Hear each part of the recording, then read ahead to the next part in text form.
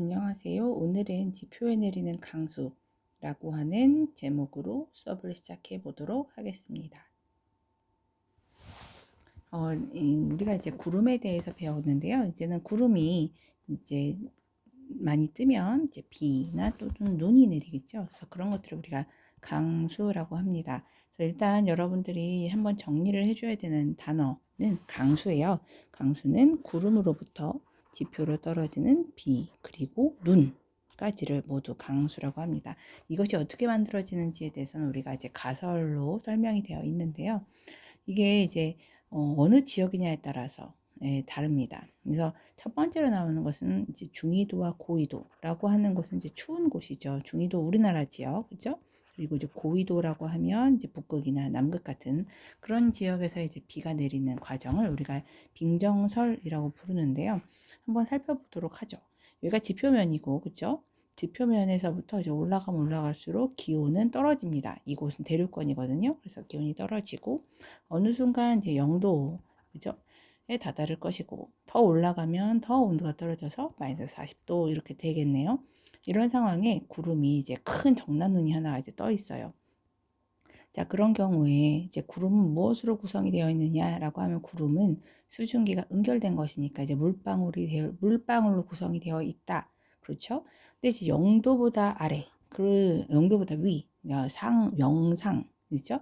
에서는 전부 다 물방울로 존재합니다. 여기서 이제 물방울들이 100%라는 거죠. 그런데 이제 조금 더 올라가면 0도보다 이제 아래, 영하의 온도가 나타날 것이고, 그때부터는 얼음이 존재합니다. 여기 이제 얼음이 있죠, 그죠? 얼음 알갱이. 다른 책에서는 이거를 이제 빙정, 한자로는 빙정이라고도 표현을 하는데 얼음 알갱이 존재하고요. 그리고 여기서 놀랍게도 여기도 물방울이 존재합니다. 0도보다 아래인데 어떻게 물이 액체 물로 존재할 수 있나요? 하지만 이것은 굉장히 작은 사이즈의 물방울이에요. 그렇기 때문에 우리가 알고 있는 뭐 물에 어는 점, 끓는 점, 뭐 녹는 점 이런 어떤 것들이 적용이 되지 않습니다. 그래서 0도보다 아래인데도 불구하고 여전히 물방울로 존재하는 것이죠. 이걸 이제 다른 책에서는 과하게 냉각됐다. 그래서 과냉각 물방울이라고도 표현해요. 이것이 두 개가 섞여 있는 것이 보이는 거죠. 물론 마이너스 40도를 넘어가게 되면 그것보다 더 아래의 온도에서는 오로지 얼음 알갱이, 그러니까 빙정만 존재하게 됩니다. 자, 그런 상황에서 어떻게 비가 만들어질 것이냐라고 했을 때는요, 우리가 이제 이 가설에서 되게 집중해서 보고 있는 부분은 바로 이 부분이에요. 0에서 마이너스 40도 부분. 여기는 얼음도 있지만 물도 존재하거든요. 이것은 서로 다른 상태의 물질입니다. 그래서 이 서로 다른 상태가 섞여 있는 이곳에서 어떤 일이 일어나요? 어쨌든 구름도 중력에 의해서 아래로 떨어집니다. 그런데 여기는 구름 지역이니까 기본적으로 상승기류가 있잖아요. 그래서 올라가고요. 또 하강하고 또 상승기류를 타고 또 올라가고 이러면서 이 얼음과 물방울 사이에서의 어떤 상호작용이 나타나는데, 일반적으로 이 물방울에서 수증기가 증발해서, 그죠? 그래서 이 얼음 알갱이에 달라붙습니다. 승화가 되는 거죠. 그래서 얼음 알갱이가 점점점 커지는 그러한 형태가 나타나는 거예요. 그래서 점점점 얼음 알갱이가 커지고 나면 더 이상은 이 무게를 더 이상 견디지 못하고, 그죠? 그럼 떨어지게 되는 거죠. 그대로 떨어지면 눈일 것이고, 떨어지다가 이제 녹으면 비가 될 것이다. 그래서 이 가설은 이제 빙정이라고 하는 구름 속에 있는 얼음 알갱이가 커지면서 비로 발전한다라고 해서 주인공을 따서 빙정설이라고 부릅니다. 그리고 여기서 이제 내리는 비의 이제 별명을 우리가 찬비, 차가운 비 이렇게 표현하기도 하고 있어요. 그럴듯하죠. 네, 그럴듯하면 됩니다. 자, 그렇다면 저위도 지역, 그러니까 더운 지역, 적도 부분을 생각하시면 되겠죠. 여기서는 어떻게 내려갈까? 이걸 이제 병합설이라고 하는데, 적도라고 하는 지역은 어쨌든 하늘로 올라가도 온도가 그렇게 많이 떨어지지 않아요. 그래서 지금 구름보다 더 높은 곳에 이제 0도. 그러니까 이제 구름은 전부 다 영상인 것이죠. 얼음이란 존재하지 않습니다. 그래서 전부 다 물방울이고요. 그 대신 크고 작은 것도 있고 작은 것도 있고, 그죠? 그런데 이제 얘네들이 어쨌든 떨어지고 또 이제 중력에 떨어지다가도 여기 구름의 상승기를 타고 올라갔다가 내려갔다 올라갔다 하면서 작고 큰 물방울들이 서로 부딪히면서 커집니다. 우리 고깃국 같은 거 해놓고 나면 그 고깃국에 기름이 둥둥 떠 있잖아요. 그러면 그거 젓가락으로만 연결하면 기름들이 이따만큼 커지는 그런 거 장난쳐 보셨나요? 그런 것처럼 물방울들이 점점점 커지면서 무거워지면 어느 순간 중력을 이기지 못하고 떨어지면서 비가 되는 것이죠. 이것은 어쨌든 물방울이 합쳐진다. 이제 병합설이라고 부릅니다. 본문을 한번 볼까요? 구름에서 어떻게 비를 내릴까? 이렇게 되어 있고요. 우리나라가 속한 고緯도와 중緯도 지역에서는 구름이 물방울과 얼음알갱이로 되어 있고, 여러분들이 보셔야 될 것은 이걸 보셨으면 좋겠어요. 물방울에서 증발한 수증기가 어디로, 그죠? 빙정에 달라붙어 얼음알갱이에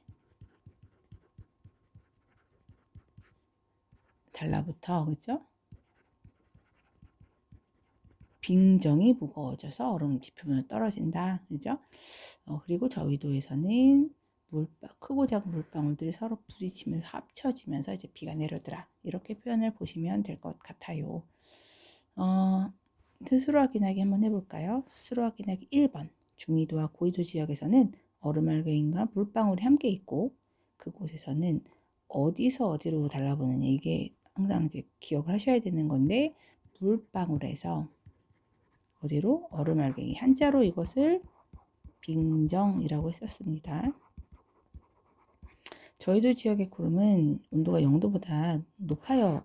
그래서 얼음알갱이는 없고 물방울로만 이루어지고 물방울들의 병합으로 인한 비가 내린다. 병합설이라고 합니다. 같은 기온의 상대 습도가 낮은 공기덩어리보다 상대 습도가 높은 공기덩어리가 상승했을 때 구름이 더 빨리 만들어지는데 그 까닭을 설명해 보세요. 뭐 당연하죠. 그렇죠? 왜냐하면 같은 기온에서 상대 습도가 낮다는 것은 같은 기온에서 기온이죠. 기온축이 같다고 지금 선 하나 걷습니다. 그러면 상대 습도가 낮은 공기 덩어리가 얘가 이제 낮은 공기 덩어리, 얘는 이제 높은 공기 덩어리. 얘를 이제 A, B라고 하죠.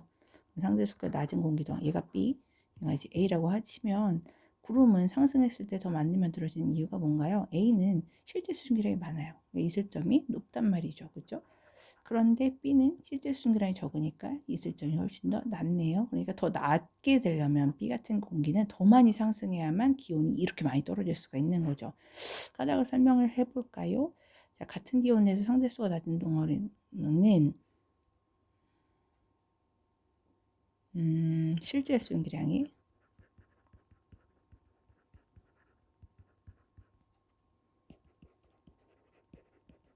이렇게 써야겠네요. 같은 기온에서 낮은 공기가 실제 수증기량이 적기 때문에 이슬점에 도달하려면 이슬점이 낮아.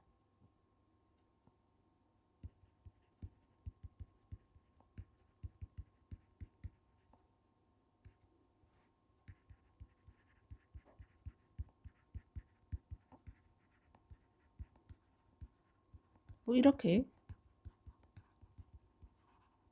써주면 되겠네요. 그죠? 그래서 여러분들이 한번 여러분들의 언어로 한번 정리를 해보시길 바랍니다. 수고하셨습니다.